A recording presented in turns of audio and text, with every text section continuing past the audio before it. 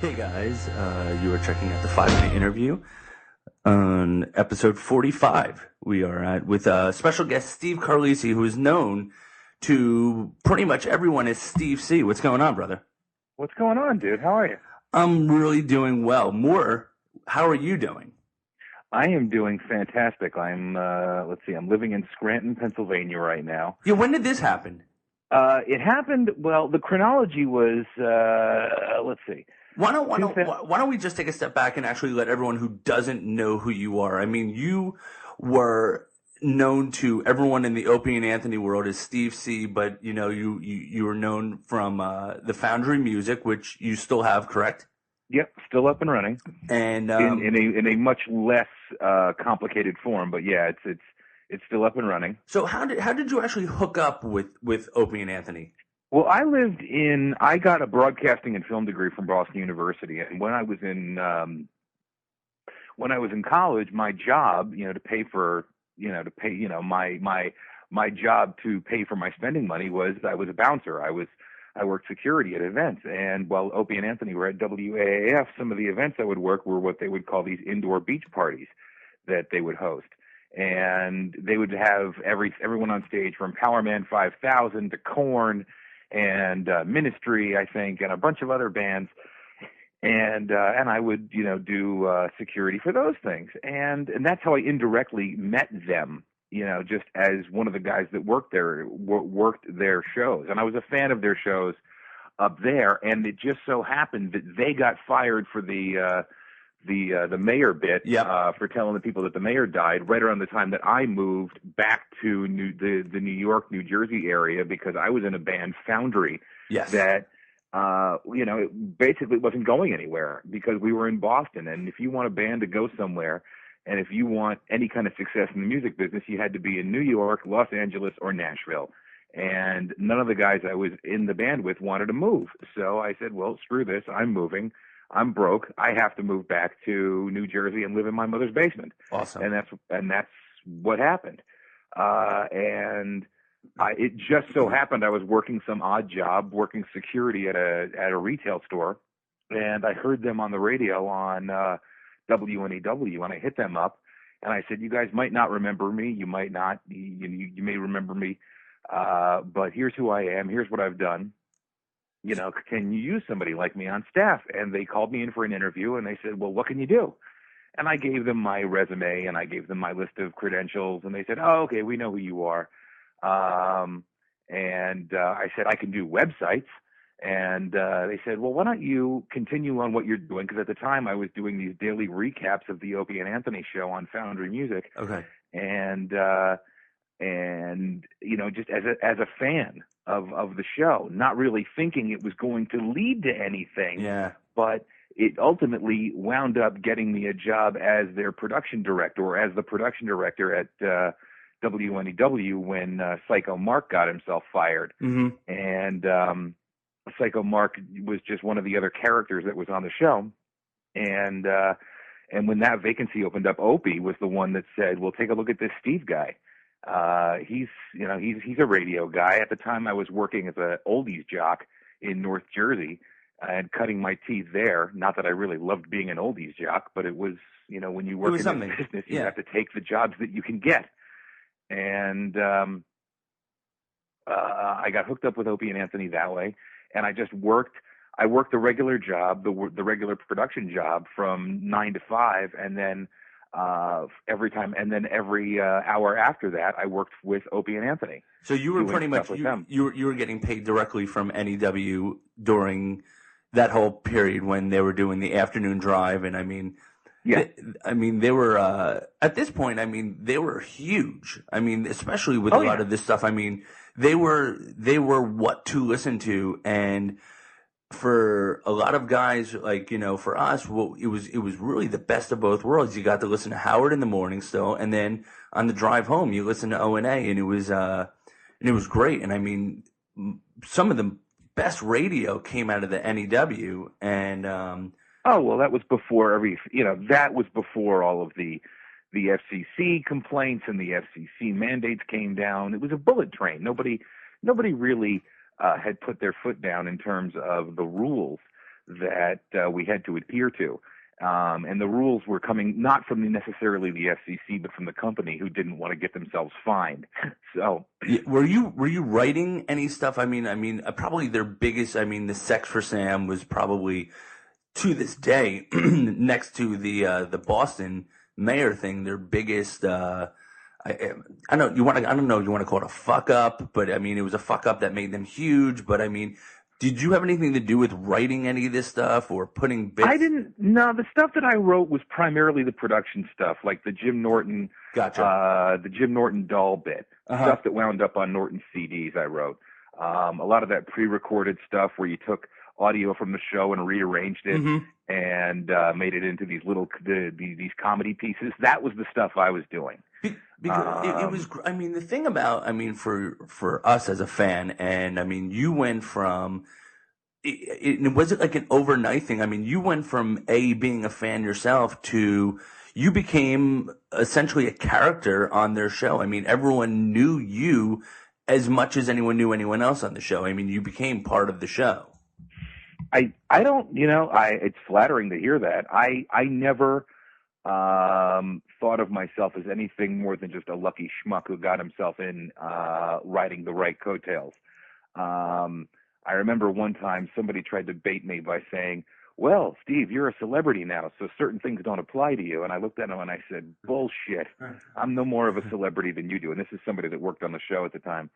And I said, I'm no more of a celebrity than you are. You're just another lucky putz like me. I mean, who happens to have a cool job that, that could end at any time. Even to this day, I mean, they were busting on you today. Even, I mean, they were still doing something came up where, I don't remember what it was, but they were like, yes, and they did their whole Steve C bit, and it was, and they went on for like 5-10 minutes.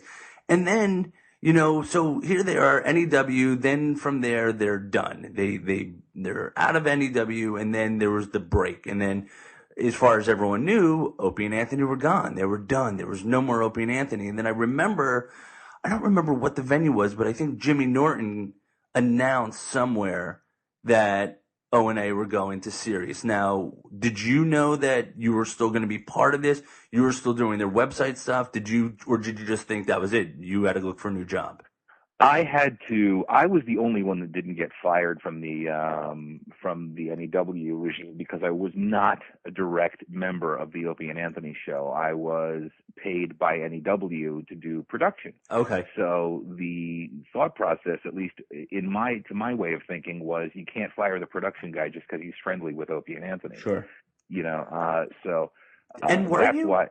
Go ahead. I mean, were you like friends with these guys or friendly? Did you consider them friends? Of course, and I still do. Okay. Of course, and I stayed in contact with everybody through that time, and they were still getting paid through that time that they were off the air. Mm-hmm. I don't know what the deals were with the support staff. I don't know how long their severance deals lasted. I just wasn't privy to that information, but I know that in order to keep them off the air and off the competition, that CBS paid them out the remainder of their contract, and that's why they were off the air for so long. And I was out looking for other jobs actively because I didn't want to be the production guy for Blink and Mix 1027 mm-hmm. and Fresh 1027 and all the permeations of all these different stations that WNEW was going through. It wasn't what I wanted to do. It wasn't for you, exactly. It just wasn't what I envisioned myself doing. And I was about to sign a contract with John DeBella, the old zookeeper in Philly. Philly, yep. And I called Opie and I said, listen, dude, I'm going to sign this contract unless you tell me otherwise. And I think his words were, don't sign anything. We're going to XM. You're coming with us. Awesome. And I called up the guy I called up John DeBella. I graciously declined the offer, and I said, I can't tell you why, but no thanks. And I think maybe 48 hours later, they made the announcement that they were going to XM and that they were bringing me with them. So that was cool. And then at that point, what was your actual job title? Now, at this point, were you working for XM, or were you going to be part of them? I was working for XM. Opie, Anthony, and Jim were independent contractors. The rest of us on the staff were all XM employees. So, and that's generally the way it works in this business. Unless you're a Howard and Gotcha. you get $100 million, and that $100 million is used to pay your entire staff, and everybody works for the Howard Stern Company. Now, a lot of this stuff with Howard, I mean, I know there was always this tension. I know there was a lot of things that Opie would bring up, a lot of things Anthony would bring up, and then Howard never really talked about O&A on the air too much. I mean, was a lot of this shit radio stuff, or was there a real tension? Was there a real animosity? I know the stories Opie would always say, "Oh, I swear to God, this is." What was your reaction? Was the tension real? Is what you're asking? Yeah, I mean, was this really a problem? I think in the beginning, I think there was real tension. I think when they first got to New York at NEW, they knew they couldn't shit in Howard's backyard, because Howard owned New York and you didn't want to piss him off. But I really wish I could remember what the circumstances were. But he said something negative about them, and that's when the animosity really started between the two camps. At this point, I really don't know what the relationship is between those two. But maybe they peacefully coexist. I'm not really sure. But yeah, there was a lot of. But the animosity between, at least the personalities between Opie, Anthony, and Howard was genuine. Mm-hmm. They really didn't like one another. I think they both accused both camps accused the other of ripping off bits from each other, and and taking material and stealing guests and cock blocking certain guests, which did happen. There were certain guests where we would find out after the fact that we didn't get a certain guest, or we didn't get a Kid Rock or somebody of that caliber because somebody over at K-Rock had said, bullshit, you're not getting them. And something like this, I just even heard Mark Maron had Jimmy Kimmel on a few weeks back, and Kimmel even said that this is something that Leno has been doing to him, for years when he was first kicking off in the late night, that Leno was definitely doing that. You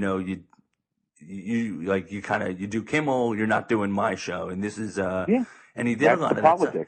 And you sit there and you go, wow, man. You see these guys on TV, you hear them on the radio, and they try to come off as your friend, and this is my buddy on the radio and stuff. And in the back, it's like you're going, wow, this guy's a fucking prick.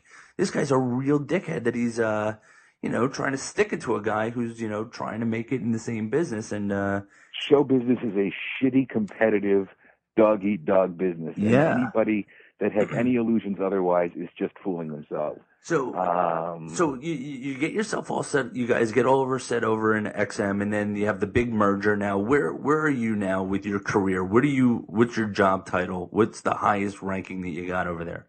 At XM? Yeah, with executive producer. Okay, so you're the executive producer, which now Travis, right? Travis is the executive producer of the show now, I think.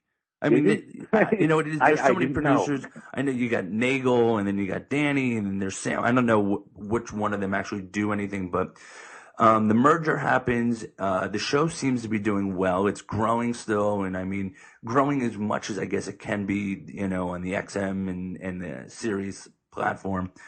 And then what happens? Because all of a sudden, no one really knew, and I don't think anyone really knows what happened to you. What happened to me was, and this wasn't the fault of anybody on the staff. This was not Opie's fault. This was not Anthony's fault. This was not Jimmy's fault. The bean counters at XM went through the books and decided that my position was, deemed unnecessary because of the amount of money I made. I had a redundant position, I suppose, is what they ultimately decided. And they one day called me into an office. And if you can imagine that scene from Goodfellas where Joe Pesci walks into the room and he thinks he's about to get made, and he looks and takes one look in the room and he just goes, oh, no, and then gets a bullet in the back of the head. Yeah. That was basically what I walked into. I walked into a room with one of my bosses and a woman from HR, and I knew right then and there I was being let go. And they said, and they told me, they said, this is not based on your job performance. You didn't do anything wrong. But I mean, I have to think though. Doesn't Opie and Anthony have any pull? I mean, they can't go in there and say, no, bullshit. This is our man. This is our guy. He runs our website. He's our executive producer. He writes stuff for the show. He's a huge cog in the show. Did they do this, or they just kind of said, sorry, man? The answer to that question is I don't know. I talked to Opie very briefly, and he said, listen, we did all we could. And do you believe him now? Do you? Okay. You know what? I've known the guy for so long that I have to believe that they did all they could. They were, and I don't know to this day if they still are, pretty powerless against the big corporate machine that is Sirius. They say this. They do say this on the show constantly that they bring it up a lot that they don't have nearly, half the pull that Howard has over there. But yeah, I mean, I was unceremoniously booted from a job that I had for, the better part of 12 years. And I remember, and I didn't leave with any animosity towards anybody other than the company, quite frankly. Because nobody gave me any indication as to why I was let go. They just said, you didn't do anything wrong. Your job performance is fine. We're going to pay you out all your sick days. We're going to pay you out all your severance. You're going to get this, and this. Adios. How'd you hold it together, though? I mean, did you hold it together just to save face, or did you not want to just... believe me, I wanted to throw the motherfucker out the window. That's what I'm saying, man. Jesus Christ. I mean, it's like, what the fuck? I mean, did you even say to him, okay, the urge to throw the son of a bitch that told me this, and the way I was let go was pretty shitty. No doubt. They, followed me into my office. They took my BlackBerry. They watched me clean out my desk. And where's Opie and Anthony during all this? Where these guys? They're done. They had already left the building. They knew I was getting let go, and they had already left the building. I want to believe, because I mean, I listen to these guys and I enjoy them, and I want to believe, that they're good guys, but I mean, it just also in the same breath, man, I don't trust. I want to say you don't trust any of these people, because it's like, and it pisses me off, because it's like, here, I don't know. It's just, I mean, they couldn't offer you less money, something. I mean, it just seems there's more. It's like, You think there's more to it than that? Is that what you're saying? Yeah, I don't know. I mean, it just seems like a bunch of bullshit to me. It seems like there's all this, I mean, I understand, okay, the money, but I mean, so. Well, look, I talked to a bunch of people. I talked to, Patrice, rest in peace. I talked to Rich Voss. I talked to a bunch of people afterwards, immediately. And I said, listen, I just got my ass downsized. And the response from everybody, even Kevin Smith and a bunch of other people, was, oh my God, didn't you just have a kid? Yeah. Didn't you just commit to all of these financial responsibilities and they let you go? That's what I thought. That's what really pissed me off. Yeah. Was the fact that I had entrenched myself in what I thought was a secure position, and I had made my family plans accordingly, and then just one day out of the blue, boom, shot to the back of the head, let go, with very little explanation other than, sorry, your position is being eliminated. So now at this point, you no longer handle any of Opie and Anthony's web stuff. No. Now, why wouldn't they let you continue on doing that, at least to pay you? That was my decision. That was my decision not to do it. I stopped doing it about, forgive me for not knowing the chronology, I want to say like a year and a half before I was let go. Okay. I stopped doing it. And the reality was it was becoming so expensive to keep doing that. And the content on the website was just growing and growing, but I couldn't monetize it anymore. Okay. Anybody that had any illusions as to whether I was making a fortune with that website is absolutely dead wrong. Mm-hmm. It was a struggle every month to pay for it because it was costing thousands of dollars to operate that website, and it just wasn't generating that much money at all. That content, when you're, radio listeners generally want stuff for free. Absolutely. And trust me, having a podcast, you have no idea. I hear you. Everyone wants everything for free, so yeah. I hear you. So it was an expensive website to maintain, and I just decided one day I couldn't do it. And they weren't happy with the way I was doing it either. They were pissed off that I was watermarking everything with Foundry Music. But, and this is the one point of contention I had was, listen, I'm paying for everything. The second that dynamic changes, then you can tell me how to run it. But as long as I'm running it, I will continue to run this thing the way I want to do it. Well, let me throw something out there, and tell me if I don't want to come off being out of line, and I don't want to come off sounding like a dick, but I mean, let's take your typical fan. Okay, let's take somebody like your typical radio fan who listens to Opie and Anthony. Both these guys make a shitload of money. Am I wrong in saying that? I don't know how much they make, but they make a substantial amount of money. Yes. Okay, now, as just some Joe Schmo, I would have to imagine, don't these guys make enough money that they could maintain or pay you to do the website? I mean, here you are, you're doing all of this work. You're doing a nice job. You're doing everything that they're asking you to do. And I mean, as a listener, as a fan, I mean, I can recall countless times they're asking you, Steve, put that up on the website. Steve, make sure this goes up on the web. And it was. And it was always there. It was never fail. Someone, shit on someone in the studio. You had that fucker up that afternoon. It was up, ready to be viewed. And meanwhile, all this stuff that, like you're saying, these guys make a shitload of money. Why can't they pay you to do this? This is what I don't understand. You and me both. Okay, I don't understand that. Okay. I don't. To this day, I don't believe they have their own website.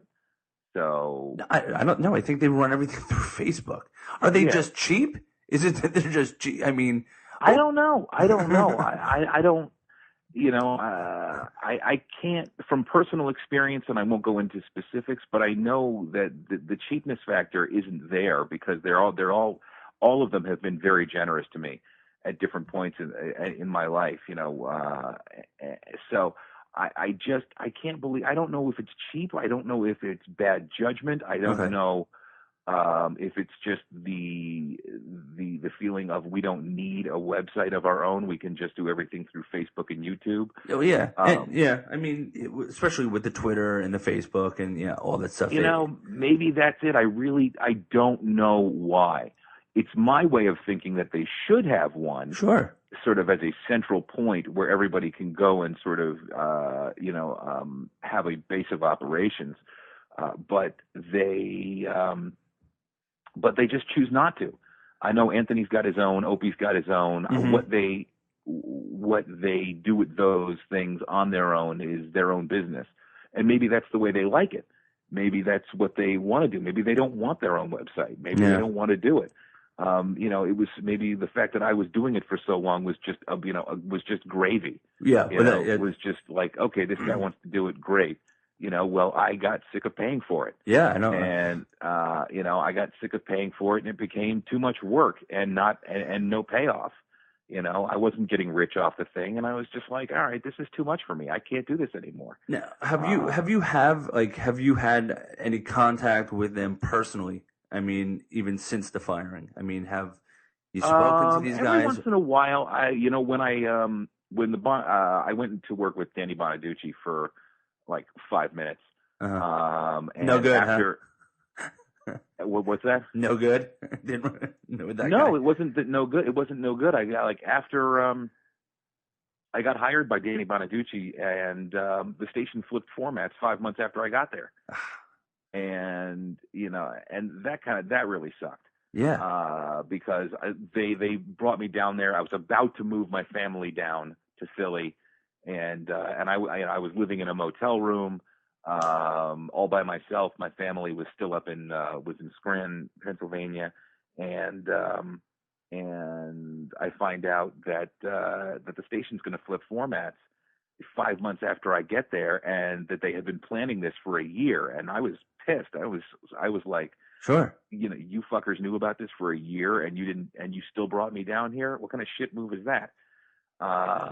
It's heartless. It sounds like a fucking heartless business, man. It really does. Yeah, it is a cold money. There's a great Hunter S. Thompson quote, and I'm going to screw it up, but it's a cold, calculating money trench, and there's also a good side of it too, or there's also a negative side of it too, and but I talked to Opie after I lost the Bonaducci gig, and he was just very, very sympathetic. He was just like, "I'm so sorry. Those guys are a bunch of assholes." Every once in a while, I'll talk to Kenny.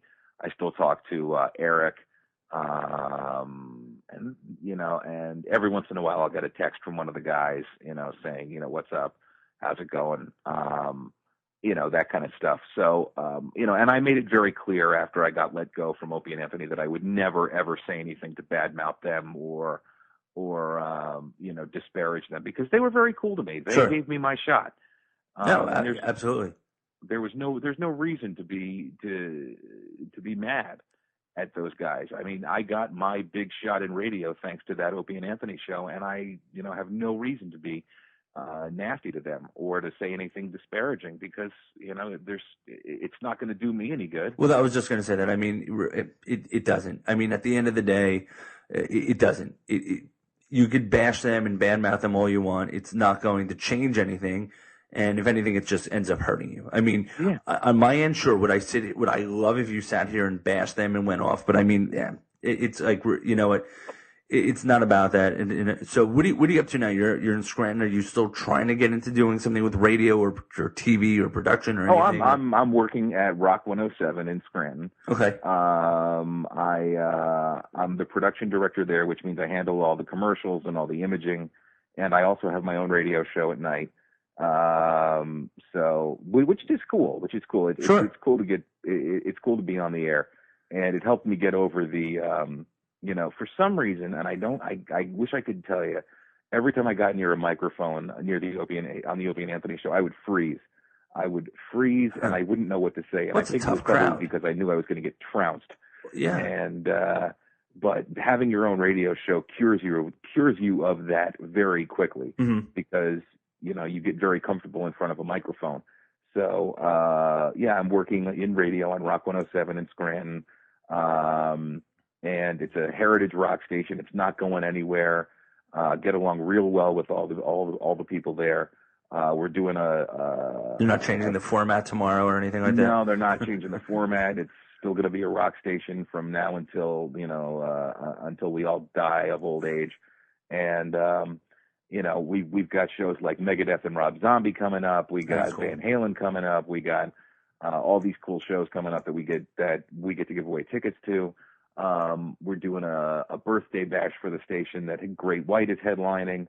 And it's a really cool gig to have. Well, it sounds really fun. Cool. I mean, it sounds fun. I mean, it doesn't sound like it's I don't want to come off and say it's not stressful, because I'm sure you have your points, but I mean, it sounds like a good time, man. It is. It's a really good time, and I love everybody that I work with, and everybody's really nice. And and there was some apprehension.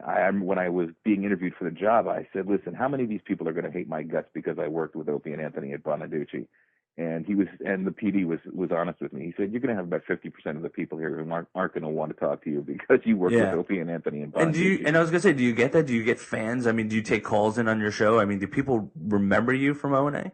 Not really. I think Stern was on in Scranton, and he failed miserably. It didn't work. Okay. Open Ant were never on in Scranton. And every once in a while, I'll get somebody who has satellite radio and who knows me, and they'll give me a call and say, "What's up? How you doing? You sound good." We loved you, man. I mean, you are definitely. I mean, when these guys bust your balls, I mean, like I said today.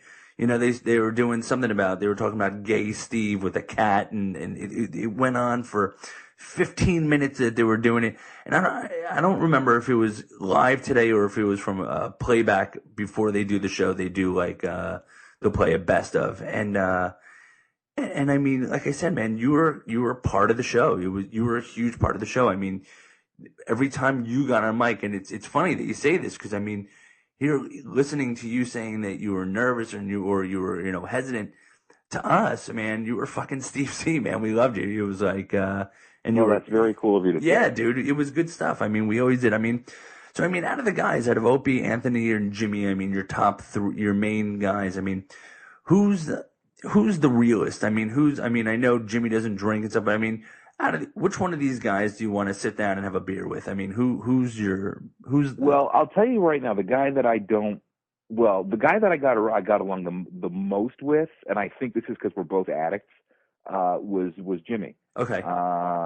We identified the most with each other because we both have that same addictive personality. Mm-hmm. Opie, I was really close with, in that he was the one that believed in me and gave me my shot. Anthony was always very nice to me, as well, but he was, but he has his own lifestyle where he goes and drinks, and he's got his, you probably wanted to stay away from that.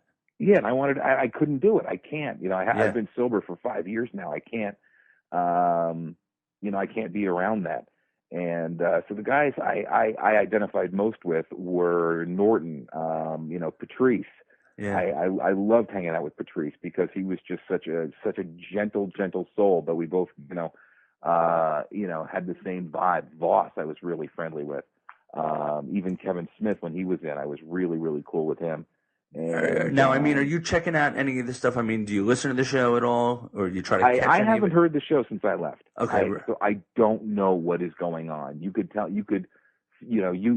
ramble on. It's not, obviously it sounds like you still listen. Yeah. So, and it sounds, and it's flattering to hear that they're still ranting on me, to this day. But, I haven't heard the show since I left, so I have no clue as to what's going on. Because I was going to say, I mean, now Anthony's got his own podcast. He does his podcast, and then Voss has got his own podcast, and Bobby Kelly's got it. What happened was a buddy of mine has this podcast network. His name is Rob Sprance. He's got this podcast network called Riotcast, and he pretty much partnered up with Bobby Kelly. And then all of a sudden he started pulling in, a lot of the guys, he's got Bob Kelly, he's got Jimmy Florentine, he's got Voss and Bonnie do a show. Oh, wow. Yeah. So these guys are all doing podcasts now, and it seems that, this is going to be, which I'm hoping, the new way to listen to radio. I mean, you can listen at your leisure, whenever you want, and it's free, and it's uncensored, unedited content that, people, well, there's so many options for people to listen to radio, which makes me skeptical as to the future of satellite radio. Who wants to pay for radio? That is, sure, you've got your Howard, you've got your Opie and Anthony, but beyond that, you've got a bunch of regular radio stations with commercials. Well, yeah, and I got to tell you, I mean, especially with the iPhone, and I don't know how it is. I mean, even with the Droid, all these other phones. You plug that fucker right into your car stereo, man. You're listening to Pandora, and as far as I'm concerned, let's say you type in Korn as your radio channel, dude. I can deal with like a 30-second Lexus commercial and have 8 songs of the genre that I'm looking for. I mean, and I'm fine with that, Yeah. So I mean, and you're right. I mean, let's say Howard and O&A leave satellite. I don't think people are paying $13 a month, for ESPN radio or whatever. That's my opinion. I have no idea. I think that's a valid point. I don't think the business model is sustainable for much longer. I just don't think it's, especially with guys like Howard working 4 days a week. Yeah. And now Howard's going to go and do America's Got Talent. Yeah. It's only going to help his ratings. And when he's on, as far as I'm concerned, Howard's the only show they've got there, along with Opie and Anthony, that anybody would be willing to pay for. Yeah. Outside of that, I don't really see what's going on satellite radio, that people are willing to fork over $20 a month for. I just don't see it. I know I'm out. I mean, as far as I'm concerned, once Howard, and O&A decide that this is it for them. And I mean, like I said, especially when you have someone like Anthony doing his own podcast, that I mean, it's not O&A, but I mean, it's, it's Anthony. And I mean, and even Bob Kelly doing his own podcast. I mean, he has, Norton stops by all the time, and, Attell and all the guys who, these characters who always done O&A together. And I mean, so, but, well, dude, I appreciate, I mean, really, a lot of people wondering what you're up to. And it's nice to hear that you're doing something, that you're not just sitting around. With my thumb up my ass. Yeah, well, that's hot.